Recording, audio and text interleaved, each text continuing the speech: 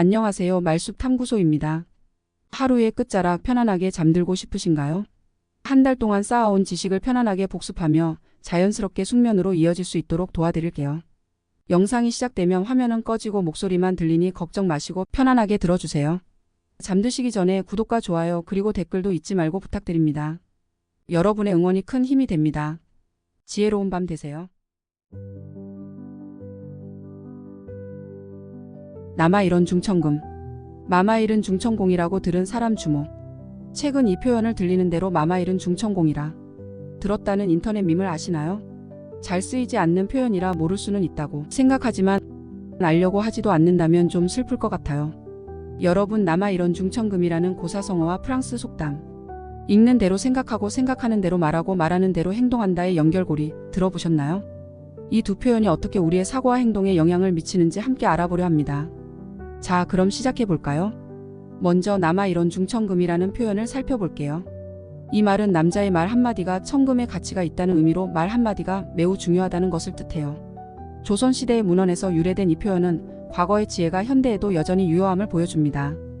간단히 말해 말의 중요성을 강조하는 표현이죠. 프랑스 속담 중에 있는 대로 생각하고 생각하는 대로 말하고 말하는 대로 행동한다라는 말이 있습니다. 이 속담은 우리가 읽고 배우는 것이 우리의 생각과 말, 행동에 큰 영향을 미친다는 것을 말해요. 즉, 우리가 어떤 책을 읽고 어떤 내용을 접하느냐에 따라 우리의 생각과 말, 행동이 결정된다는 의미입니다. 문해력 향상이 우리 삶에 미치는 영향은 정말 큽니다. 이 두 표현은 어떻게 연결될까요? 남아일은 중천금과 읽는 대로 생각하고 생각하는 대로 말하고 말하는 대로 행동한다는 말과 행동의 중요성을 강조합니다. 우리가 읽고 배우는 것이 우리의 사고와 언어에 직접적으로 영향을 미치든 말 한마디 한마디가 큰 영향을 미칠 수 있다는 것이죠. 예를 들어 긍정적인 책을 읽으면 우리의 사고방식도 긍정적으로 변하고 이는 결국 말과 행동에까지 영향을 미칩니다. 이제 이 두 표현을 현대적으로 어떻게 활용할 수 있을까요? 첫째, 책을 읽을 때 깊이 이해하려고 노력하세요. 독서가 우리 사고를 형성하니까요. 둘째, 말할 때 신중하게 선택하고 긍정적인 언어를 사용하세요. 마지막으로 행동에 있어서도 자신의 말과 생각을 일치시키는 것이 중요합니다. 이렇게 하면 더욱 긍정적이고 효과적인 소통이 가능해질 거예요. 오늘 영상에서 남아일은 중천금과 프랑스 속담의 연결고리를 살펴보았습니다. 문해력과 소통의 중요성을 느끼셨나요? 여러분도 오늘부터 읽는 것에 더 신경 쓰고 말과 행동을 신중하게 하면서 더 나은 삶을 만들어 가세요. 최근에 친구나 연예인, 유튜버가 추천한 물건을 사본 적 있으신가요? 많은 분들이 공감하실 텐데 우리는 때때로 누군가의 선택을 자연스럽게 따라가곤 합니다. 그런데 이런 소비 행동을 최근 디토 소비라고 부르며 뉴진스의 히트곡 디토와 연결지어 큰 화제가 되었죠.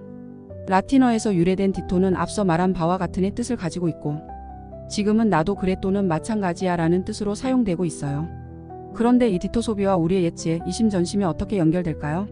지금부터 함께 알아볼까요? 디토 소비란 무엇인가? 디토 소비는 자신과 취향이 비슷한 사람이나 인플루언서의 소비를 따라가는 것을 의미해요. 예를 들어 좋아하는 유튜버가 추천한 가전제품을 구매하거나 인기 있는 연예인이 입은 옷을 그대로 사는 경우가 바로 디토 소비에 해당하죠.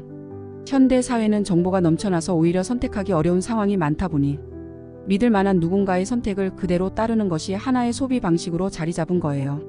그런데 여기서 재미있는 점은 우리가 단순히 물건을 따라 사는 것이 아니라 그 사람과 마음이 통한다고 느끼기 때문에 이러한 소비를 한다는 거예요.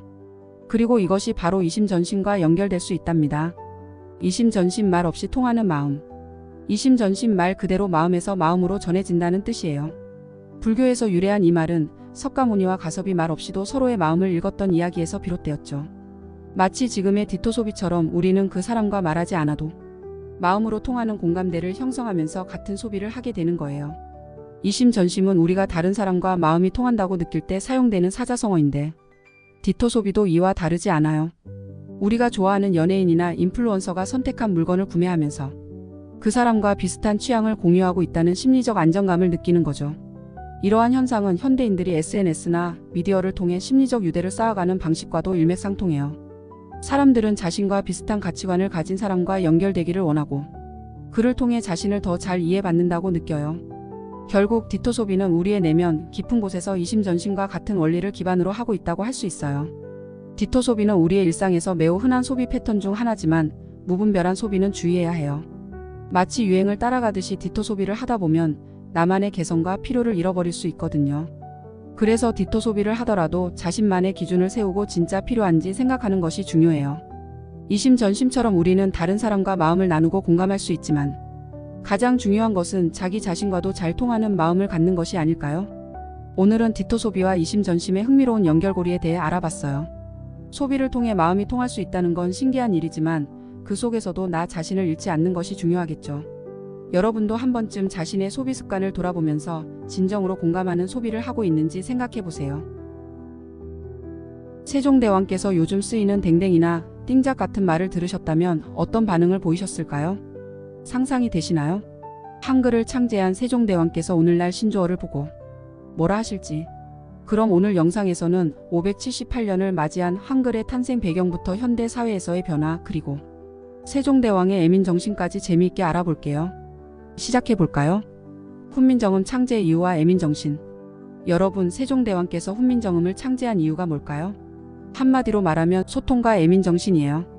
당시 백성들은 한자를 몰라서 자기 뜻을 제대로 표현하지 못했죠. 그걸 안타까워한 세종대왕께서는 내 백성은 억울한 일을 겪으면 안 된다 하시며 새로운 문자를 만드셨죠. 훈민정음은 단순한 문자가 아니라 백성들을 위한 마음에서 탄생한 것이죠. 세종대왕의 백성을 사랑하는 마음 애민정신은 백성의 고통을 덜어주고 그들이 쉽게 소통할 수 있는 도구를 제공하는 것이었어요. 그리고 1446년 드디어 반포된 훈민정음은 나란 말이 중국과 달라 라는 유명한 서문으로 시작되죠. 당시 사람들에게 한글은 그야말로 혁명 같은 변화였어요. 한글의 진화와 오늘날의 변화. 시간이 흘러 지금의 한글은 어떻게 변했을까요?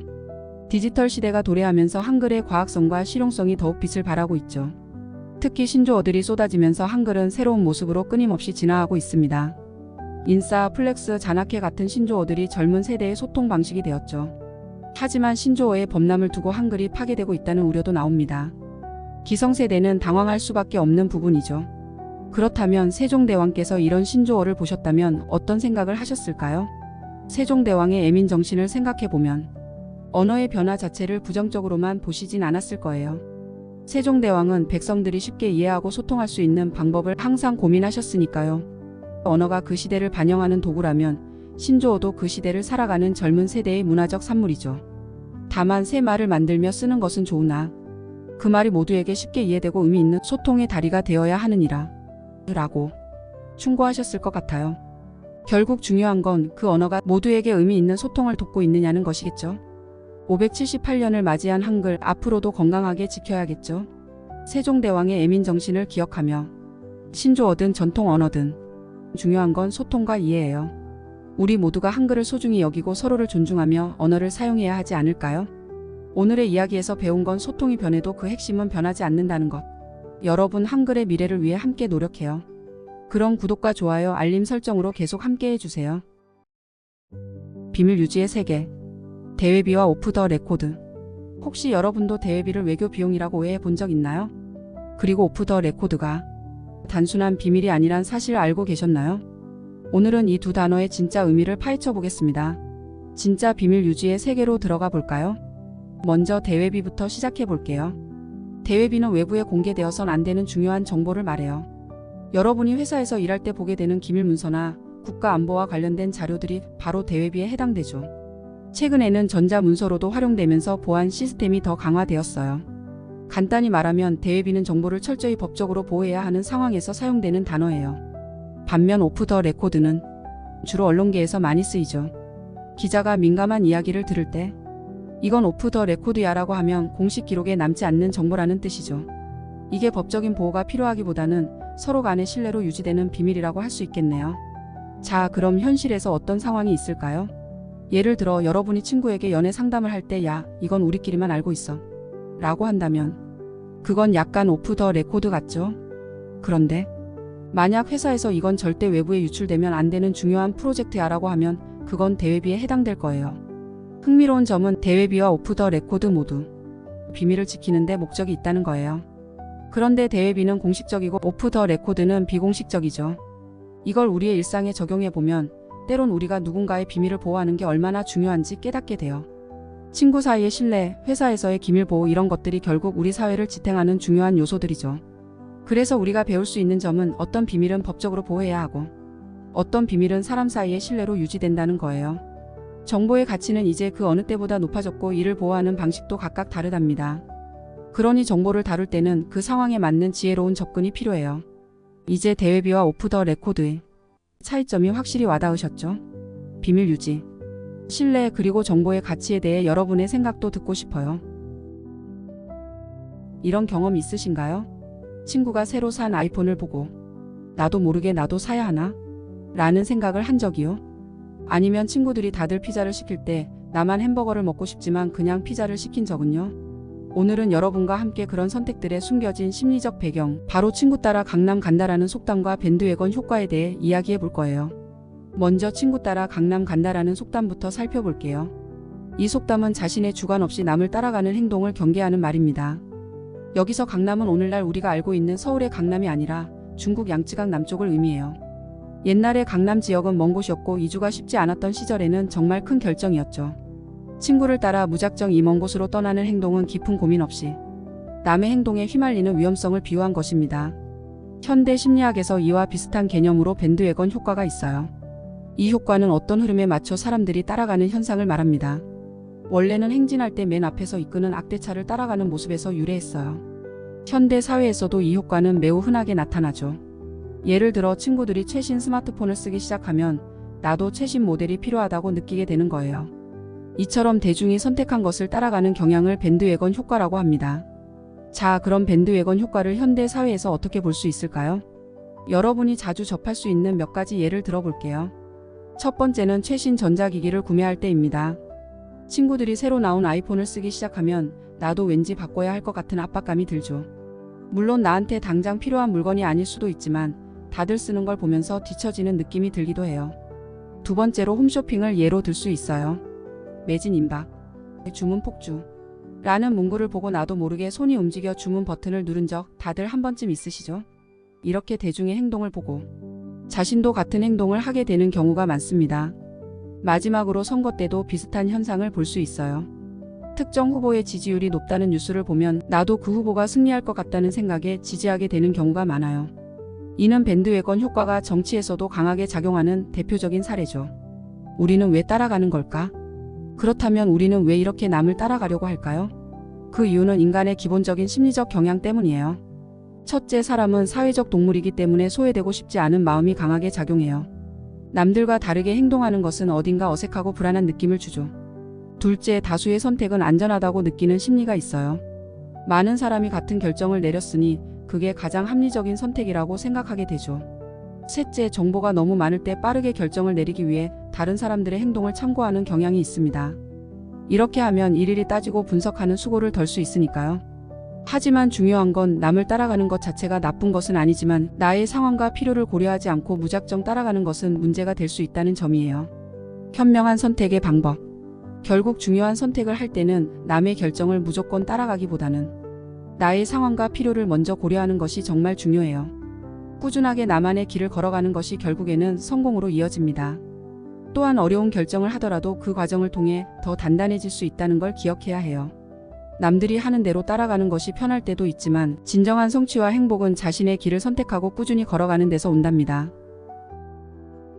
서단계 3년이면 풍어를 얻는다라는 속담 들어보셨나요? 이 속담은 누구나 오랫동안 어떤 환경에 있으면 자연스럽게 배우고 익히게 된다는 뜻이죠. 그런데 여기서 중요한 게 뭔지 아세요? 이 과정 속에서 교학상장이라는 멋진 개념이 숨어 있다는 사실이에요. 서당계 3년이면 풍어를 얻는다라는 속담은 원래 서당에서 개조차도 3년 동안 공부하는 소리를 들으면 그를 읊을 정도로 성장한다는 뜻에서 유래했어요. 즉 꾸준히 배우다 보면 누구나 성장할 수 있다는 거죠. 여기서 중요한 포인트는 배움이 그 자체로 끝나는 게 아니라 다른 사람에게도 영향을 미친다는 거예요. 그럼 교학상장이라는 한자를 들어보신 적 있으신가요? 교는 가르치다, 학은 배우다, 그리고 상장은 서로 성장하다라는 뜻을 담고 있어요. 결국 가르치는 사람도 배우는 사람도 서로에게서 배우고 성장할 수 있다는 거죠. 마치 서당계가 서당에서 지내면서 배우는 것처럼 우리가 가르치는 과정에서도 배우고 성장할 수 있어요. 여기서 한 가지 예를 들어볼게요. 예를 들어 학교에서 선생님이 학생에게 수학을 가르칠 때 가르치는 동안 선생님도 새로운 방법을 깨닫고 더 나은 설명을 찾게 되는 경우가 많죠. 서로의 배움이 그들을 동시에 성장하게 만드는 바로 교학상장의 힘이에요. 사실 이 개념은 단지 옛날 속담이나 옛날 교육에만 적용되는 게 아니에요. 현대 사회에서도 아주 중요한 의미를 가집니다. 여러분이 회사에서 팀 프로젝트를 할 때도 마찬가지죠. 팀원들끼리 서로의 의견을 주고받으며 자신이 미처 몰랐던 부분을 배우고 성장할 기회가 많잖아요. 결국 협업 속에서도 서로 배우며 발전하는 교학상장의 원리가 적용되는 겁니다. 또 최근 많이 떠오르는 사회현상 중 하나가 바로 지식 공유예요. 블로그나 유튜브 같은 플랫폼을 통해 자신이 아는 지식을 남과 나누고 그 과정에서 댓글이나 피드백을 통해 더 많은 것을 배우는 경험. 이 역시 교학상장의 좋은 사례라고 할 수 있죠. 결국 배움과 가르침은 따로 존재하지 않는다는 것을 기억해야 해요. 우리는 배울 때 가르치는 사람이고 가르칠 때 배우는 사람이 될 수 있는 거죠. 그러니 어디서든 배우고 배우면서도 나누는 사람으로 성장해 보는 건 어떨까요? 서당계도 3년이면 풍어를 얻는다는 말처럼 여러분도 꾸준히 노력하고 주변과 함께 배워나가면 멋지게 성장할 수 있을 거예요. SNS에서 멋진 카페에서 찍은 사진이나 고급 레스토랑에서 찍은 브런치 사진 보신 적 있나요? 아니면 뷰 맛집에서 찍은 근사한 사진들? 그런 사진을 보고 있으면 나도 저렇게 있어 보이게 살아야 하나? 하는 생각이 들죠. 이걸 바로 있어빌리티라고 해요. 말 그대로 있어 보이는 능력이랄까요? 하지만 이 있어빌리티를 쫓다 보면 진짜 중요한 걸 잊을 수 있어요. 그래서 오늘은 있어빌리티와 외유내강을 함께 살펴보려고 합니다. 있어빌리티 쉽게 말해 겉멋입니다. 멋진 라이프 스타일을 자랑하는 듯한 SNS 사진들, 사실은 누군가의 시선을 의식해서 만들어진 게 많죠. 한마디로 겉으로는 멋져 보이지만 속은 허전할 수 있어요. 그래서 겉 다르고 속 다르다는 속담이 생각나죠. 예를 들어볼게요. 어떤 사람이 인스타그램에 고급 카페에서 찍은 사진을 올렸다고 해요. 그런데 사실 그 사람은 집에서 편의점 커피를 더 좋아할 수도 있어요. 하지만 있어빌리티를 위해 사진을 올린 거죠. 그렇다면 반대로 외유내강은 어떤 의미일까요? 겉모습은 부드러워 보이지만 속은 강한 사람을 뜻합니다. 이 말이 주는 교훈은 멋져 보이는 외면도 좋지만 진짜 중요한 건 내면의 강함이라는 거예요. 외유내강을 가진 사람은 겉으로 보여지는 이미지보다 내면의 힘을 더 중시해요. 인스타그램에는 화려한 사진이 없어도 힘든 순간에 꿋꿋하게 일어설 수 있는 내면의 강함이 있다는 거죠. 그 사람에게는 있어빌리티보다 더 중요한 게 있는 거예요. 하지만 있어빌리티와 외유내강 둘 다 꼭 나쁘거나 좋다고 할 수는 없어요. 우리 모두 가끔은 멋지게 보이고 싶고 그게 나를 더 당당하게 만들어줄 때도 있잖아요. 하지만 그 속에 내면의 진정한 힘이 함께 있다면 금상첨화겠죠. 오늘 이야기 어떠셨나요? 있어빌리티를 쫓는 것도 좋지만 외유내강의 내면의 힘을 함께 키우는 게 더 멋지지 않을까요? 그래서 여러분도 SNS에서 멋진 모습을 보여줄 때 그 뒤에 내면의 강함도 함께 챙겨보세요. 그런 모습이야말로 진정한 있어빌리티 아닐까요? 그렇다면 우리도 외유내강을 목표로 해보는 건 어떨까요? 있어빌리티로 외적으로 멋져 보이는 것도 좋지만 그 겉모습을 뒷받침할 수 있는 내면의 힘을 키우는 거죠. 예를 들어 어려운 상황에서도 포기하지 않고 끝까지 도전하는 용기, 주변의 평가에 흔들리지 않는 자신감 같은 것들 말이에요. 여러분은 자신을 얼마나 잘 알고 계신가요? 자기 생각을 돌아보는 능력, 일명 메타인지가 요즘 핫한 키워드죠. 그런데 우리는 단순히 나 자신을 아는 것을 넘어 자연과 하나가 되는 경지에 이를 수 있을까요? 바로 무라일체의 경지요. 오늘은 이 두 가지 개념을 비교해보며 여러분에게 생각할 거리를 던져드리겠습니다. 먼저 메타인지라는 개념에 대해 알아볼까요? 메타인지는 생각하는 대로 생각한다는 뜻으로 내가 무슨 생각을 하고 있는지 스스로 인지하는 능력을 말해요. 쉽게 말해서 여러분이 공부할 때 이 부분은 내가 잘 알고 있구나. 혹은 이건 조금 헷갈린다고 스스로 느끼는 순간들이 있죠. 그게 바로 메타인지입니다. 메타인지는 공부뿐만 아니라 일상에서도 정말 중요한 역할을 해요. 자신의 감정을 스스로 돌아보고 내 선택이 올바른지 확인할 수 있죠. 여러분은 오늘 하루 동안 몇 번이나 자신의 생각을 돌아보셨나요? 메타인지는 단순한 지식이 아니라 우리가 더 나은 결정을 내리도록 도와주는 중요한 도구입니다. 다음은 무라일체에 대해 이야기해 볼게요. 무라일체는 자연과 나가 하나가 되다라는 뜻인데요. 고대 동양 철학에서 비롯된 개념이에요. 내가 자연의 일부가 되어 경계가 사라지는 상태, 일종의 심리적 초월을 의미하죠. 현대에서는 요가나 명상, 자연 속에서 휴식을 취하며 무라일체의 경지에 이른다는 말도 많이 하죠. 여러분이 바쁜 일상을 잠시 내려놓고 자연 속에서 조용히 명상할 때 나라는 경계가 사라지고 그 순간만 존재하게 되는 것, 바로 그게 무라일체의 상태입니다. 자연 속에서 걷고 있으면 갑자기 내가 자연의 일부가 된 듯한 느낌, 혹시 경험해 보셨나요? 그게 바로 무라일체의 순간이에요. 그럼 이 두 개념, 메타인지와 무라일체는 어떻게 다를까요? 메타인지는 내가 나를 인식하는 능력이고, 무라일체는 그 나라는 경계 자체를 넘어서 자연과 하나가 되는 경험이에요. 둘 다 우리에게 중요한데, 메타인지는 우리가 세상을 더 잘 이해하고 스스로를 성찰하는 데 도움을 주고, 무라일체는 우리가 그 이상의 상태로 스트레스에서 벗어나 진정한 평화를 느끼게 해줍니다. 자, 오늘은 메타인지와 무라일체라는 흥미로운 두 개념을 비교해 봤어요. 자신을 돌아보고 스스로를 아는 것, 그리고 나를 넘어 자연과 하나가 되는 것. 이 두 가지 모두 우리의 삶의 균형과 성찰을 가져다 줄 수 있는 중요한 요소입니다.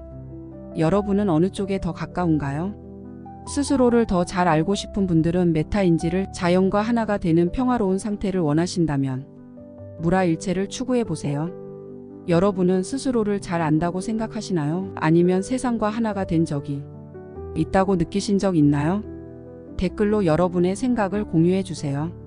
오늘의 이야기가 흥미로우셨다면 좋아요와 구독 꼭 부탁드려요. 그리고 다음 영상에서도 더 깊이 있는 이야기를 가지고 돌아오겠습니다. 그럼 다음에 또 만나요. 안녕.